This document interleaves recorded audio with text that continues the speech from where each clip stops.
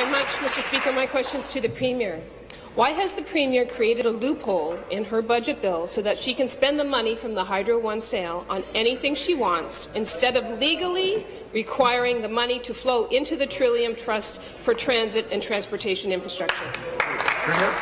Speaker, I know that the Minister of Finance is going to want to speak to the details of this, but let me just be clear, Mr. Speaker. The reason that we put in our budget and in our platform a review of assets, the reason that we are going forward with the partial sale of Hydro One, Mr. Speaker, the reason that we sold GM shares, the reason that we sold real estate, Mr. Speaker, is so that we can invest in infrastructure that is needed in this province, Mr. Speaker. That money is going into the Trillium Trust, and that money is then going to be used to make those investments, Mr. Speaker. That is what we ran on, that is what we are doing, and that is what you will see in our balance sheet, Mr. Speaker. Thank you. Supplementary.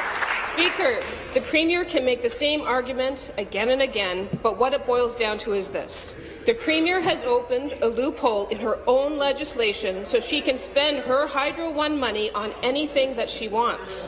And the idea that any money is earmarked for transit or infrastructure is Liberal spin. There's nothing to back it up in this bill.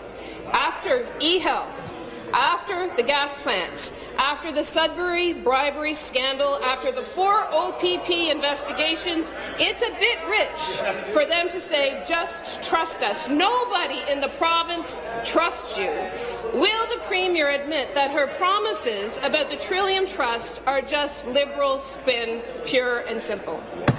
Minister of Finance. Minister of Finance. Mr. Speaker, in the 2013 economic statement, we introduced the Trillium Trust to ensure that it's dedicated for the benefit of reinvesting dollar for dollar every net proceeds that we get from the sale of shares, sale of land, the broadening of ownership of our various Crown corporations. We've made that commitment. We stated in the 2013 economic statement. We stated in the 2014 budget, which we introduced twice before this House. We stated in the 2014 economic statement, and we stated again in this very document for 2015, recognizing that this is a dedicated fund for the benefit of the people of Ontario. And, Mr. Speaker, that does not change. That is exactly what we're doing.